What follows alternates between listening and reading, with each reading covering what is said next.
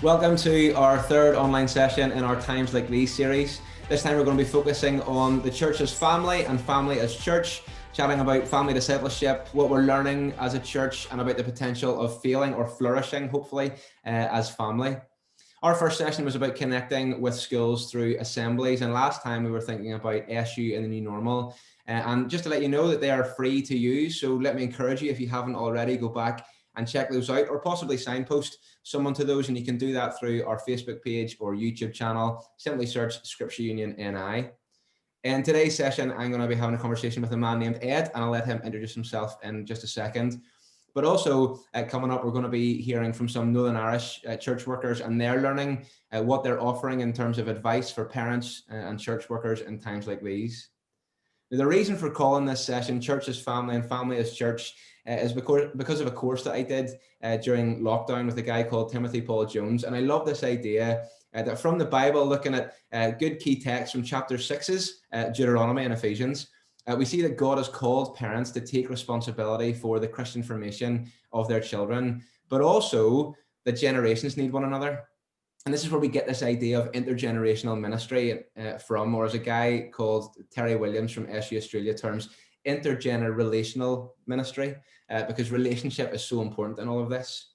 And also just to stretch our thinking that there's a difference between multi-generational and intergenerational.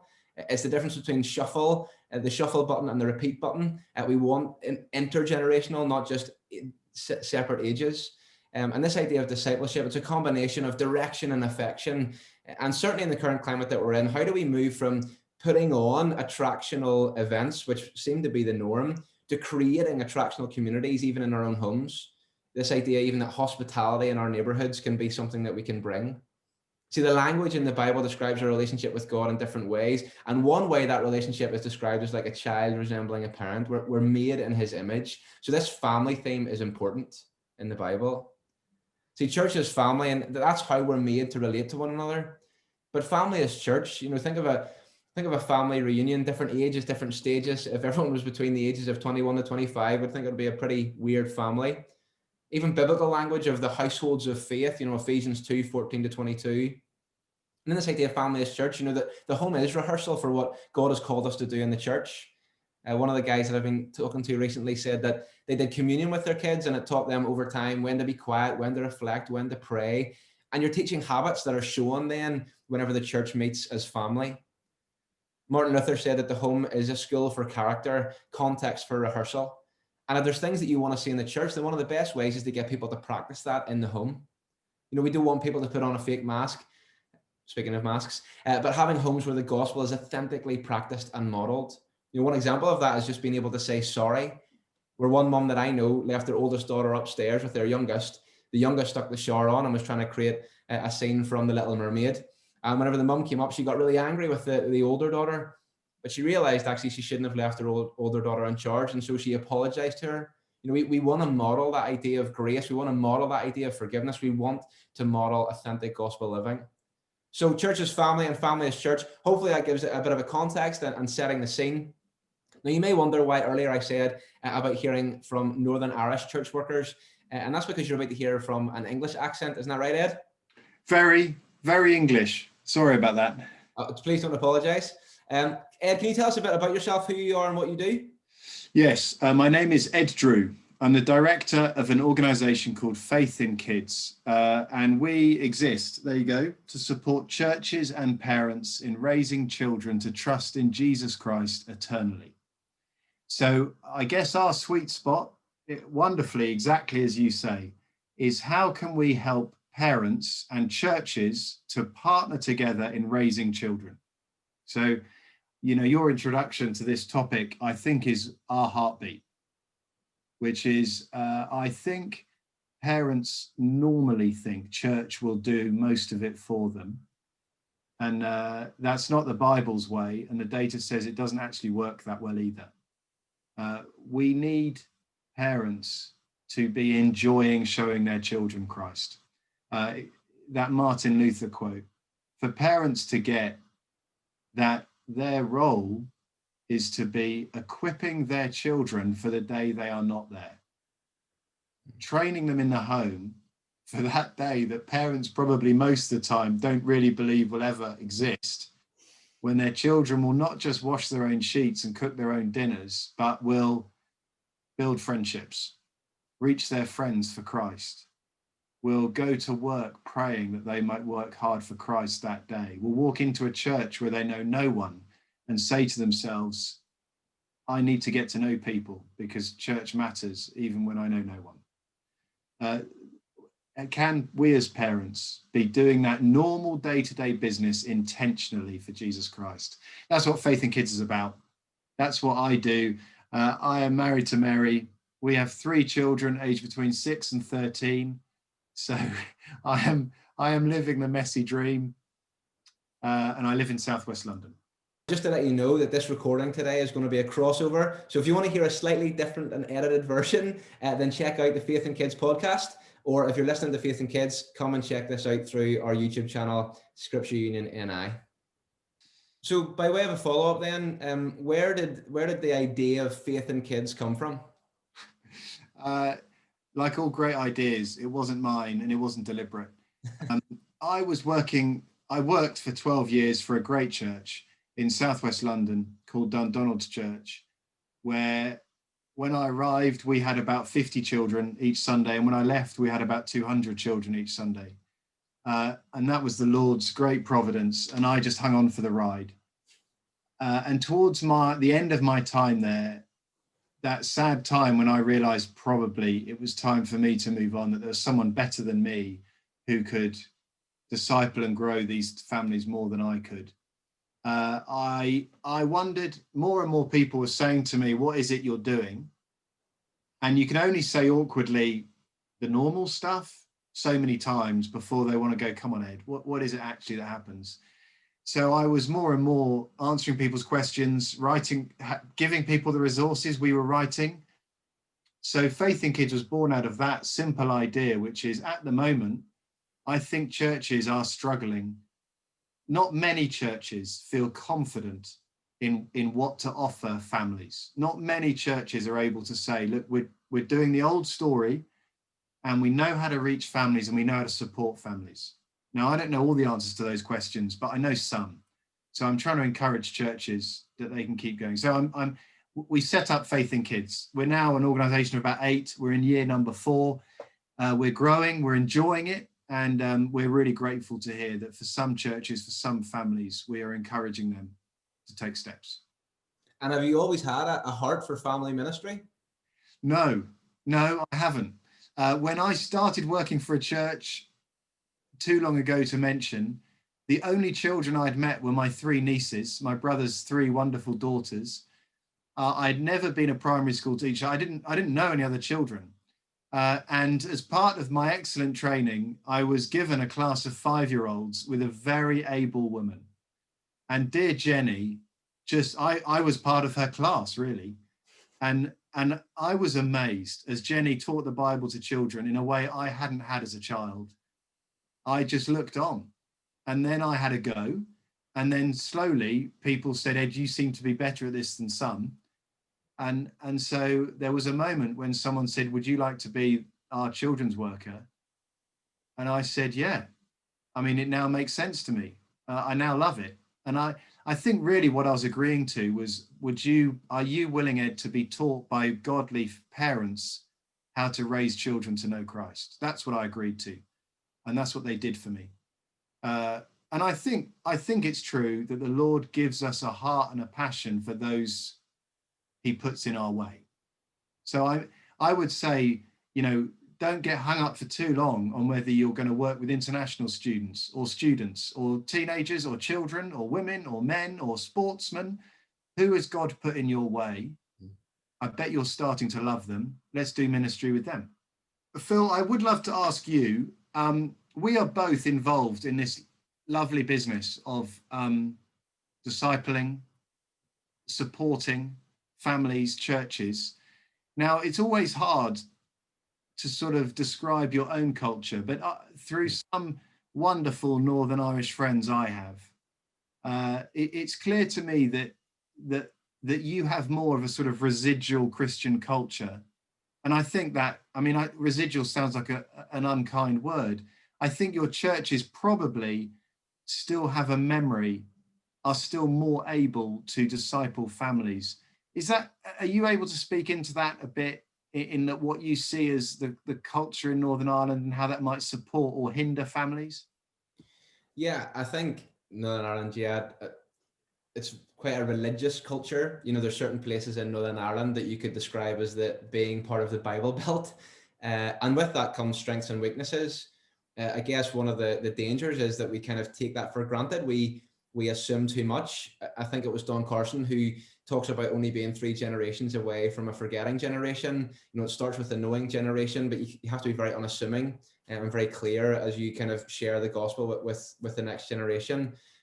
Because if you don't, then that's going to lead to an assuming generation, that they're going to assume the gospel. They're probably going to take on the implications, but actually, you know, then it leads to a forgetting generation who focus on implications, but not actually the message, the good news of Jesus. And so there's a challenge to us, I think, particularly in this moment with church restrictions, that perhaps some of us, if we're honest, we need pushed in our sense of priorities. Like, don't get me wrong, there are definitely legitimate reasons why some people won't go to church, but the cynical side of me fears that we aren't going to church not because of restrictions, but because of our comfort. And I realize in chatting to that it might be true across the water as well, but sometimes the push for family ministry can have the wrong definition of what you're pushing for. Certainly from another Ireland perspective, sometimes it's a push towards polite children who know how to handle a church situation rather than a transformed child who knows how to handle their faith. You know, in Northern Ireland, there's a lot of 2 Timothy 1:5 testimonies. You know, I am reminded of your sincere faith, which first lived in your grandmother Lois and your mother Eunice, and I am persuaded now also lives in you. I mean, it's a blessing, isn't it, to have Christian parents or even kind of a lineage of Christian heritage. But I guess we need to make sure that we allow children and young people to own their faith, is what I'd say. So not the faith of their parents, but actually that personal faith and trust in Jesus. Um, you know, from my own experience, sometimes there's a pressure to want to have a better story of how God's worked in our life. I remember one summer going to a summer mission, and you know, the people who they had sharing their testimonies, it seemed like, okay, so it means that I need to be on drugs and get drunk loads and sleep with loads of girls before I can come to Jesus. But it's okay that we're brought up in a Christian home. That is a blessing. But it's about that opportunity, I think, to own that faith. Yeah, I was having a conversation about family ministry recently, and one of our interns told me about a friend of his who felt it was quite a harsh upbringing, possibly in terms of Christianity, kind of big restrictions, lots of punishments for wrong things, and so at the first opportunity, that person left the church, and so it's about that priority. What is the priority? Well, we want people to love Jesus, we want people to love the church, and to give them that framework to understand the importance of all these things, and again, with the end goal that they can own their faith. And then finally, to say there's probably more investment in terms of youth ministry over children's ministry, but with both of those things, there's definitely a shift towards family ministry at the minute. I don't know if that's similar in England.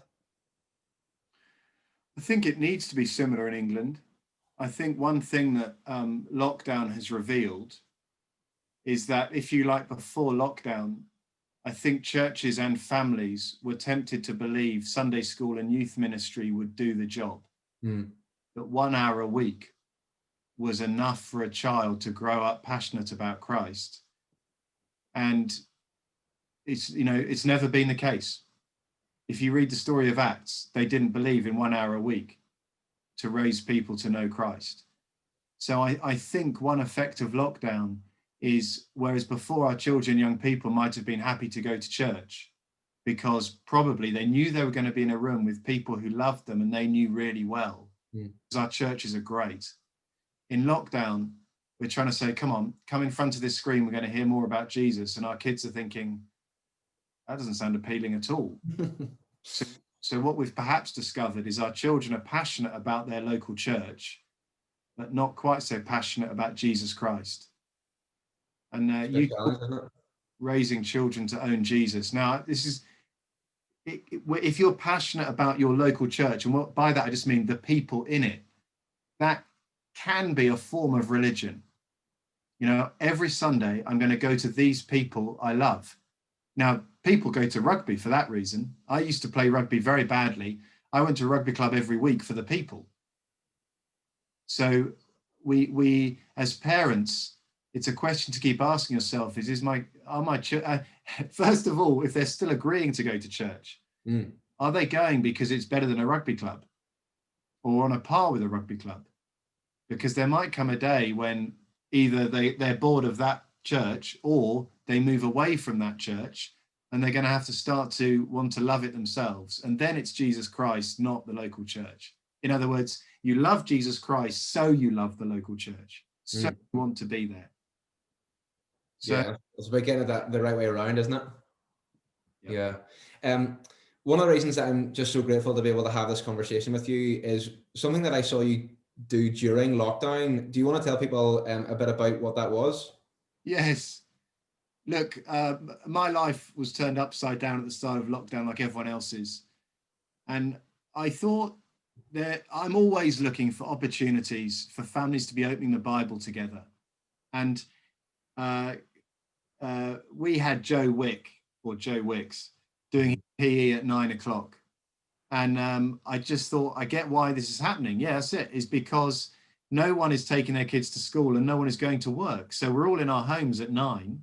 And so perhaps this is the time for family Bible times to kick off, because mum or dad isn't running out the door. So for what turned out to be 11 weeks, I really didn't think that would happen. But for 11 weeks, 5 days a week, Monday to Friday, I did 10-minute family Bible times on YouTube and Facebook Live. They're still there on our YouTube channel, Faith in Kids. And I walked through the whole of Mark's Gospel. There's no doubt I am the most grateful of all the people, because I got to walk through Mark's Gospel. I did it with Duplo men and women. I did it with multicultural men and women, white kids, black kids, brown kids. I had Duplo figures for the whole lot. I tried to say Jesus's story, Mark's Gospel, can be told to all ages in your home. And we kept going because people were encouraged. And I think the story of ministry, at my heart, I want to encourage families. So I don't think I would have needed many families to keep going. So each morning I was getting up too early. I was preparing a family Bible time. I took it downstairs to my own family, tried it out, and then took it upstairs and sat on my own in a study with Duplo men feeling very strange. The bin men would walk past outside, my window would be open, I'd be shouting about pigs running off cliffs. But it was an encouraging time. I learned a lot, and some others say they learned with me. And I think what's also encouraging, though, is there's a picture, if I'm correct in saying, that your wife took of you with an open Bible with kids clamoring all over you. Yeah. And there's something, I think, where that's what people want to see, though, isn't it? They're encouraged to know it's not clean cut. Everyone's not sitting around. They're not all wanting to pray. They're not all wanting to read the Bible. That is massively encouraging. I think, for me, as I read the Bible with my boys, and they say, "Oh, I've got a question," and you think, "Brilliant! What is this gem, this golden gem they're going to bring to me?" And they say, "Who's your favorite superhero, Batman or Superman?" And you're like, "That's not even what we're talking about." But that's okay, because that happens everywhere. That is real life as you try to minister to your family. I think it's a common misunderstanding that those people who are reading the Bible with their children sit politely around a table, and it starts with one of the children saying, "Daddy, I am ready to hear from your fountain of wisdom. Please start. And when you're done, just tell me, because I will just sit here all day if you don't." My favorite story, I think the godliest family I know, who are really great at this, they have 7 children. They told me there was a family Bible time where they sent one child out of the room for being naughty, and then the next child, and they got down to just mum and dad. The whole family was sat on the steps outside, and just mum and dad were doing the family Bible time on their own together. And I needed to hear that story. That look, it's a pretty painful moment when you find yourself sending a child out the room during family Bible time. That really is a low point as a parent. You're excluding them from Jesus. But the point of the story is only to say, I don't believe there is a non-messy family Bible time. And that's encouraging, hopefully, for people to hear as they're listening. As we're juggling with this issue of lockdown, we're coming in and out of different restrictions. It's hard to keep up with what's happening. And what do you see as the biggest needs for family ministry at this present moment? I mean, I think the first thing to say is we're in a crisis, and by crisis, I just mean the way it was working isn't working now. So the first thing to say is it's okay, first of all, just to say we don't know what we're doing, and and most of us are struggling to make things work. So now, if you're back gathering with your church and church is looking more normal, then maybe you're back to normal. But for most of us, my home church hasn't yet met since March. So I think the first thing is for parents just to be able to say to one another, to say to each other, you don't have to be great at this. You don't have to know the answers. In fact, the Bible teaches to say it is in our weakness that Christ is made strong. This is the time to say, I don't know the answer, and that's okay. I know my children are looking to me as a parent, but this is a good time to say to them, I don't know how this is going to happen, but I do have a king on the throne. That's why I have a Messiah. And that's why you have a Messiah when dad doesn't know what to do. So I think the first thing to say is parents just need to be told Christ is on his throne. He is for you. He is in control. Instability is when we learn to trust him. And in the affluent West, if there's money in your pocket, a roof over your head, you've got a job to go to and a school for your kids, you may go weeks, months, years without truly saying, Lord, have mercy on us. We don't know what we're doing, and we don't know how to get through today. So that's the first thing. That was a long first thing. I'll get quicker. I just think the second thing is for parents and churches to be working harder than normal to say, how do we include children in the rhythm and pattern of Christian discipleship? So, for instance, my children are sat with me in the sermon each Sunday, and I don't think the sermon is that different to normal if we were in the room without the children. So for my children to get what's going on, I have to keep shouting over the vicar in my living room. Tom, listen to this bit. This is the illustration.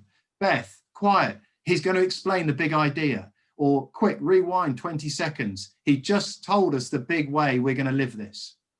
And then at the end of the sermon, I try and think of just one question that's going to help us work out how we're going to live this idea this week. Now, this is my job, sort of, to try and help families do this. So I think probably I'm a bit better at this than others. So I think we have to be trying to help one another with that. How do we help our children still meet Jesus Christ when it's different and strange? So Phil, it is actually exactly the same question for you. Just tell me, what do you see as the needs of families at the moment? I touched earlier on that issue of comfort, and I guess I do think that's a bit of an issue. But yeah, I love out of like chaos breeds innovation, and we see loads of that from the church at the minute. I do think it's a big learning moment. There's already, starting to move to the realization that parents are vital in children's and youth ministry, where we've seen kind of youth ministry not really working out, and as we've hoped, people are kind of shifting responsibility, possibly abdicating responsibility to the professionals. And with lockdown, God has said, these little people, they're your responsibility. And I think there's probably two stages. There's parents and extended families knowing that responsibility. And then secondly, knowing what to do with that responsibility. Because people may think, well, okay, I understand that family ministry as a parent, that's my role. But actually they probably feel that the church is better equipped to deal with it. And the thing is, we're saturated with resources, but the biggest resource that a child needs is you. It's you opening up God's word and by his spirit helping you as a family come to know him and love him. And I think there's a really hard balance probably at the minute, because there's a sense of guilt parents possibly feel disconnected from church as well, particularly from Northern Ireland context. We probably don't have a good relationship with guilt, and sometimes how it's been used in terms of Christianity. But I was trying to say, where the ideal isn't available, God's grace abounds. And I do think there's a hunger for more for families. I mean, in all of us, in truth, we see that there's a hunger for church to go back to normal, whatever normal is, for us to be able to see people face to face. And I think it's right that we hunger more. We hunger for better. And I think that's linked to having eternity built in our hearts, knowing that in this world we have problems. The biggest problem is sin, and we hunger for eternity when God will usher in this new creation and everything will be made new and right. But right now it's a struggle, and families feel that struggle, but there is hope. Romans 15:13, with God there's always hope. Are you hopeful about the future, Ed? Look, there you go. I'm never going to disagree with the Bible. So what you say is true, which is I'm hopeful about the future because I'm a Christian. I'm not hopeful about sort of lockdown. I'm not hopeful about COVID. I'm not hopeful about government decisions. I'm not hopeful about when I'll next be in an office. But I am hopeful that Jesus Christ has promised that the gates of hell will not overcome his church. And this is the moment for me to be telling my children that. So there are ways of telling our children we are not delighted that we're doing online church again. We are not delighted that we can't meet and have people in our homes as much as we'd like. But we are hopeful that the world may see more of their need of Jesus Christ when a pandemic stalks this land. And we are hopeful that Christ's church will be refined and shown more of him through this. But I have to say, it's not easy being hopeful. I don't see the church in England going from strength to strength in this time. So we need to pray for our church leaders, and we need to pray for our families. And seamless link there, Ed. What would your prayer be? What would your prayer be for families at this time? There is a wonderful line running through this podcast, which is that parents are plan A for their children, and parents aren't feeling particularly strong and mighty right now. So, there could be, my prayer is this could be a sweet spot where parents discover they are plan A because the church is at a greater distance, and they discover if they are plan A, they need Jesus Christ because they feel like plan Z. So if we come back to gather together as God's people, and in that moment we celebrate the church more, we are clearer on our role as parents, and we are more reliant on Jesus Christ. I mean, that would be a glorious day. That's my prayer. Phil, give us a Northern Irish prayer. I've only got the accent, I'm afraid. I don't know whether this is answering all of Northern Ireland. But I guess just that would really ask ourselves, what is our role as Christian parents? Where do we want to see our children in 10 years time, 20 years time in regards to Jesus? And so my prayer is probably there is a bit of that refocus, that shift in mentality, that renewing of mind that may be different from culture, that says I need to invest, not just outsource with my kids. That would ask, what are the small things that we can do every day? What are the holy habits, the rhythms of grace, the routines that we can get where we're chatting about Jesus and it's natural? And the line that I've been holding to is from the prayer that Jesus taught us, the Lord's Prayer, and it's the line, "Give us today our daily bread." I'm reminded of God's people in Exodus 16 and the manna from heaven, and that daily need to look to God to provide for our needs, because right now it's really easy to think, well, what about next year, and what about 2 years time? Actually today, how do I get through today, and that daily need, not just for me to turn to God, but actually for my kids. And also that church would see their part to play, that regardless of if people have children or don't, the saying is it takes a village to raise a child. Well, it takes a church to raise a Christian. And so we've all got a part to play in God's family. So hopefully that tackles kind of both sides, the church's family aspect, but also the family as church aspect. It's a great time to be able to learn globally, to hear from people just like yourself, Ed, from across the water. It's also good to hear from learning from our own local context. And so we've asked a couple of local church workers to share their own learning at this time, what they've been offering their local church, advice for parents and other church leaders and volunteers during times like these. So check it out. Family. Probably the group of people who we have had some of the best times with over the past 6 months or so, but also likely some of the worst. Hi everyone, it's Steve McGall here. I'm the youth coordinator in First Ahoko Presbyterian in Ballymena. And I'm going to be honest with you right from the off here. What I'm about to share is by no means a family ministry 101. I'm not about to give you all of the answers. In fact, I might actually raise some more questions. My name is Susie Taylor and I am the Children's and Family Worker in Warringstown Presbyterian Church in Northern Ireland. I love my job because I get to teach children about Jesus. I mean, what a privilege. But I knew from day one that even if I was the best children's worker in the whole wide world, which I can assure you I am not, I was never going to be able to replace the impact that parents can have on their children's faith. How have times like these changed what and how you offer ministry to families of your church? Now, I hadn't thought too much about family ministry in the past, but when lockdown came, well, I thought about what I could do to help my church family. And one of the things that came to my mind was, well, I could help equip them to spend time together in God's Word as a family. I've really felt for kids during times like these because their social lives have been impacted massively.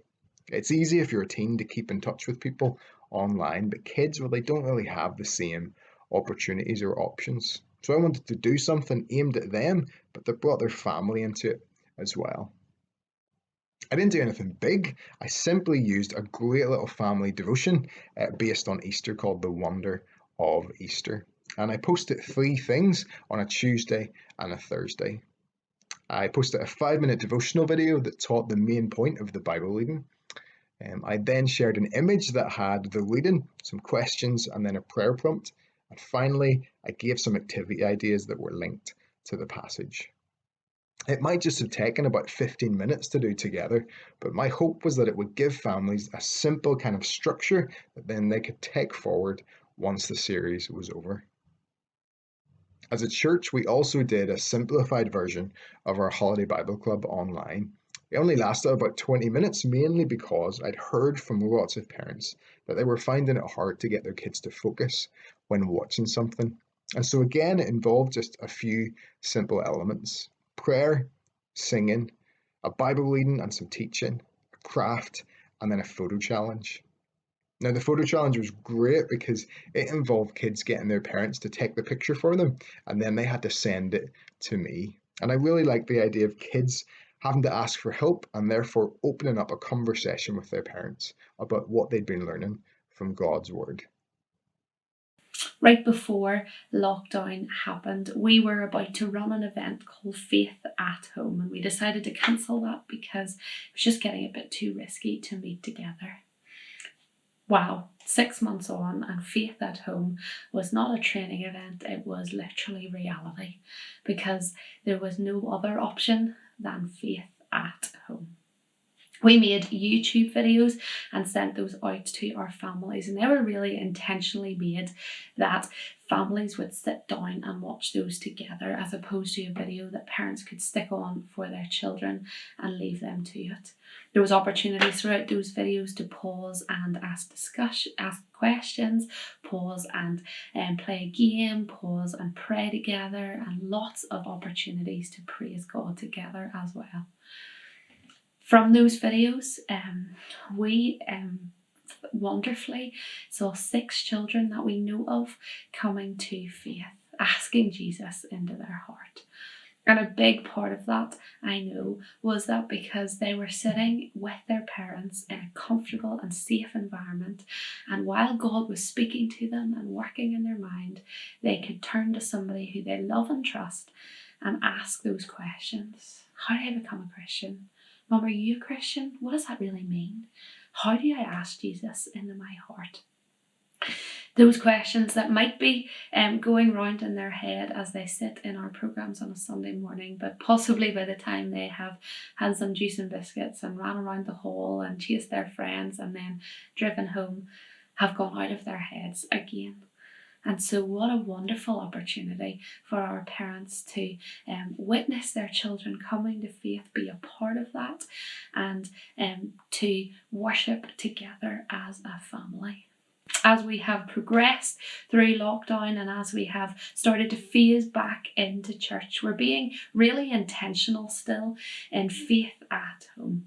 We are doing a whole church curriculum at the minute in Waringstown. That's something we try to do as often as possible, where from the youngest to the oldest on a Sunday morning receive the same teaching, the same key point, the same key passage, and they take that into their week with them. Okay, yes, it's delivered differently to each age group, but we send out resources then throughout the week that our families can take on board and can help to apply this, to continue the discussion, to pray together throughout the week. One of the most wonderful things that we are discovering here in Waringstown is that the family is the ultimate life group or small group or home group or whatever you choose to call it. It's the perfect group of people to open God's word together, to worship together, to help each other in their struggles, to encourage and spur on one another in faith. Yes, our parents are passing on faith to our children, but our children can equip and help and inspire and encourage and challenge our parents to live this out as well. Some of those big truths that we teach on a Sunday, our children can often naturally take them and apply them to their lives and can challenge our parents as they do so. What are the biggest things you've learned about family ministry during times like these? And what advice would you give to parents as they seek to minister to their families? First of all, I would say it doesn't need to be complicated. I talked with 4 families about family ministry in order to share some thoughts today. And what they all told me was that what they did was never too long.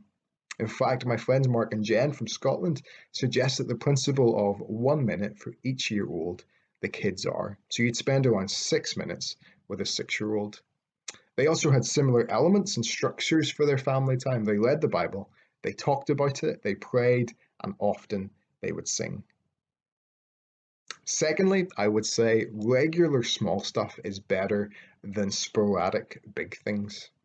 An article on Ligonier Ministries website quoted a guy called William Gouge, who once said, "A nail that at one blow barely enters, with many blows is knocked all the way in." In other words, repetition and daily rhythm will make a big difference in the long haul. To quote my friends Mark and Jen again, they said, "It's so important to make sure that it's part of your everyday time together, but don't put so much pressure on it that it isn't fun or enjoyable and natural.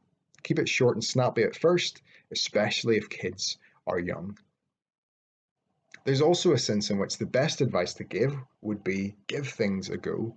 Don't be scared to fail and don't expect it to work all of the time. Just be faithful.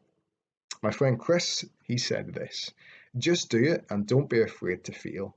Try a resource, try a time and a routine. And if it doesn't work, try again and try something different. Find what works for your clan and go with it. So long as there is an opportunity to engage with God through His Word, well, then we're on the right track. And remember, most of all, it's about relationships. No time with a child is ever wasted if we're present with them. Even listening to their never-ending stories that interrupt your great theological presentation are opportunities to learn more about what makes them tick. We must win the hearts of our children first and foremost. When children know that we care about them, then they'll care about what we know. Thirdly, I would say look for those everyday teachable moments. My friend Dave said, "My advice to other parents is to look for teachable moments throughout life to teach our children that God is part of everything we do." Chris, well, he added to this idea and he said, "On our good days, we'll use what happens in our everyday lives to cement the truth that we learn. For example, we may look to see where the gospel is in Fireman Sam. Or we may get the boys to think about why their behaviour was good or bad and where God's grace applies. We try our best to be prayerful and look for opportunities, but we're still learning, and it often feels we get it more wrong than we do right. In other words, instead of trying to add in lots of extra stuff, well, maybe you can think about the opportunities that are already there. Maybe you could sing during some car journeys. Maybe you could pray before or after dinner. Maybe you could read the Bible before bed. Maybe you could pick up on the storylines of the things that they're watching on TV. Maybe you could listen to the things they tell you about school and link it to faith and Christian living. And finally, don't underestimate kids. We had a family in church whose primary age kids tuned into our youth week over lockdown. We were doing talks on Gideon, and they really engaged with the teaching, even though it was aimed at teenagers. My friend Dave, well, he also told me about how his 6-year-old daughter is reading through the Old Testament with him, just using a normal NIV Bible, and they're having some really good conversations about it. Don't keep things super simple if you think your family have a hunger for more.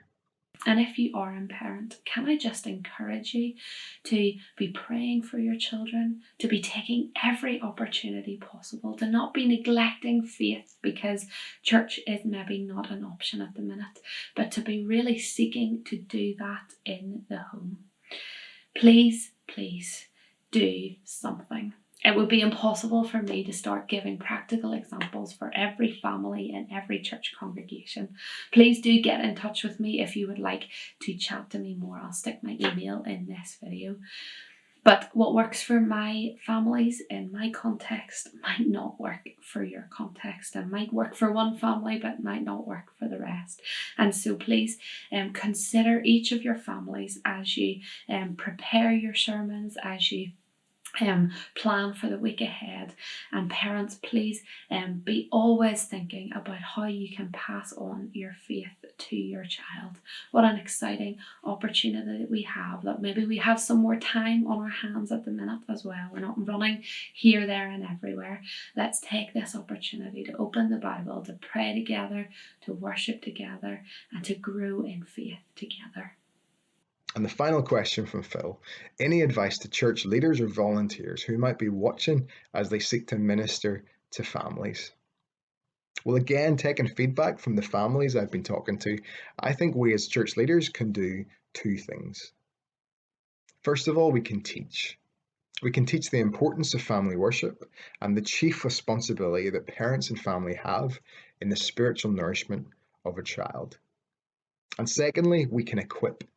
We can equip families to fulfill their God-given responsibility by sharing stories of what families are doing, modeling what it might look like for them, sharing ideas and resources. In fact, just the other day, the new catalogue from the Good Book Company came through our door, and I'm already looking at books and resources in here that I might want to begin sharing with my church family over the next couple of months. And I should add, other book companies are available. I really hope some of that has been helpful. I hope it's encouraged you maybe to give some things a go. But most of all, I want you to know that we believe that God's word is living and active. So anytime we open his word up, we can be sure that his spirit is going to be at work.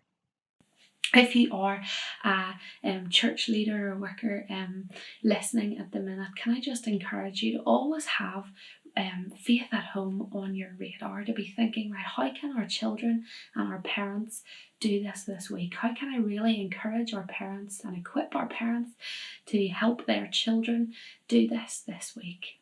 Thanks so much to Stephen and Susie. And I also heard from another couple of people who have shared ideas and resources. So I thought it would be good just to share at this point, and a big thank you to people who were happy to share. I know from my own experience that the word connection has been really key. How do we connect with children? I know for us, we're going to be sending a letter from a leader just to a child to say hello. I mean, who doesn't love getting post, right? But other ways to stay connected are by having challenges for people to share videos and photos. People love seeing people that they know. It helps them to be able to engage better with material as well. And then whenever we meet in person, how do we keep that connection going and not just make the children feel that they're an accessory at church, but actually an integral part? You know, people need resources, but the local church provides that sense of relationship. Some churches have had online meetings for families each week, while others engage families in serving the community through food bank collections, messages of hope. I've heard of families on the floor, church services, so just a lot more relaxed, no chairs.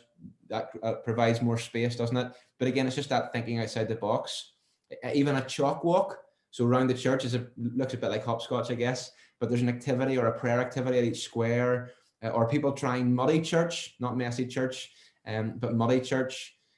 Other families, getting recordings of families of all types doing actions to songs and putting that together for a big action video, or churches creating Pinterest pages for families to be able to see ideas.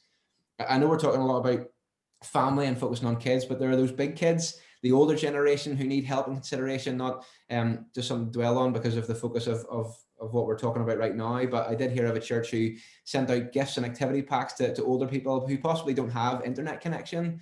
So do you include CDs of prayers or Bible readings, puzzles, stories written by members of their church, some gifts, kind of hand-washed chocolate, a plant, and all those things are very much appreciated.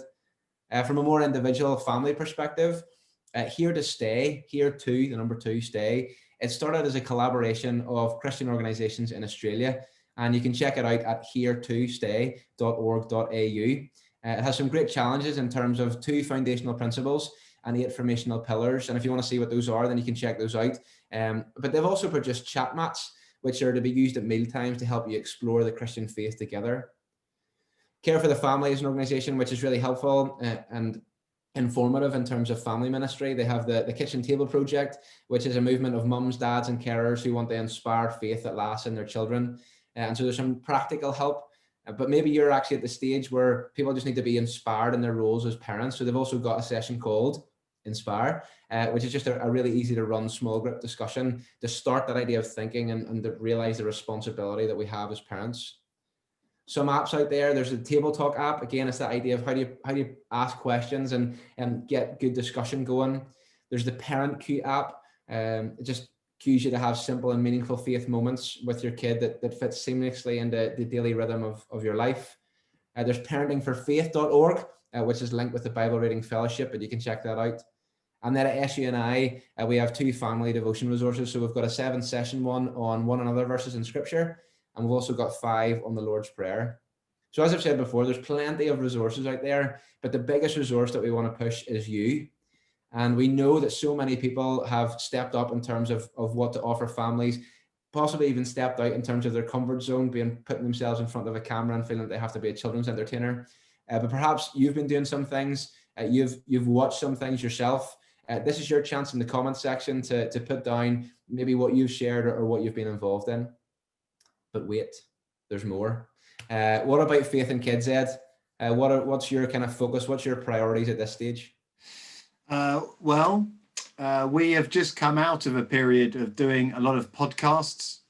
We have if you go to Faith in Kids on your podcast provider, you'll find that we have 2 podcasts. One is called Faith in Parents and one is called Faith in Kids. So the Faith in Parents podcast, which this is crossing over into, is encouragement for those families we're trying to reach, support and inspire. And then the Faith in Kids podcast is the whole family listens to it together, 15 minutes. There's a Bible story, there's a sketch, there's some fun facts, there's some questions, and there's a song. So we reckon in a car, 15 minutes, when you've got some energy, and the conversation might last another quarter of an hour afterwards. I would say start there. We have a website, faithinkids.org, a YouTube page. At the moment, we're busy on Christmas. We're busy thinking about what would it take for our churches to be offering something better for families. So my fear is we'll look at what we did last year and we will offer a socially distanced, singing less, carol less version, which I think will be very sad and disappointing. So we're trying to think of what could we do. So we've got 5 ideas we're writing resources for, we're training people for them. Car park carols, partner with your local supermarket. Carols on your corner, what would it take to run a mini carol service in your road outdoors? The one I loved was to do with the nativity, the kind of walking nativity. A walk through nativity in a field, maybe in your church hall, but I'm not sure that's even allowed anymore. 4 or 5 stations, one for Mary and Joseph, one for Bethlehem, one for the shepherds, one for the wise men. Have someone wonderful from your church dress up and tell the story of Christmas. Hammer some nails with Joseph, barbecue some marshmallows with the shepherds, make it immersive, get kids running around, get kids remembering, create memories for families. This Christmas could be the most Jesus-centered Christmas your church has ever had. It's good encouragement to check that out. That's a good sell. And I realize that a lot of the focus has been towards Christian families, as we assume those who are kind of listening or checking out this video, that's who the target audience is. But what would you say to parents who know non-Christian parents and want to help them use this opportunity? I think the first thing is we've got to love them. When I talk to the teenagers in our church, I notice that for a lot of them, their mates from school didn't drop them one message during lockdown, but it was their mates from church who did. I think that's a powerful story, that it could be in lockdown, it is the Christians who are still looking outwards and are just seeking to love their neighbors. My son got into baking. He's a 10-year-old boy, but if it's got chocolate in, he bakes. So we got into the habit of dropping chocolate muffins off to our neighbors. Is that to help your waistline? Because you were probably terrible.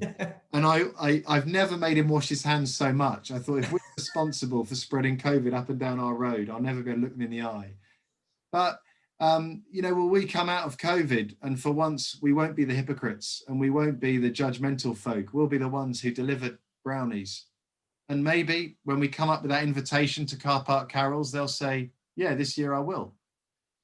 So I think we have hope. We have hope and we have joy. And don't feel guilty if you're struggling for it, but you do have it. So I think this is a chance. We have what everyone else needs. Yeah, love it. And that's just encouraging to hear. Hopefully it is an encouragement to people. And speaking of that, do you have any encouragements for people who put out resources? I don't know about you, we're probably quite similar, that you put out video sessions or podcasts, and it's very difficult to know who's engaging. And so people maybe are doing this for the first time and they're not quite sure. Any encouragements for that? Yes. First of all, speak of Jesus, offer hope and joy. And if one person is encouraged, it's enough. If you're listening and you're encouraged and you're listening to Phil's podcast in Northern Ireland or anywhere, send Phil an email and just say, I'm a human. I listened. I'm encouraged. Thank you. It is a lot like throwing resources out of your window, throwing books, throwing podcasts, throwing videos out your window.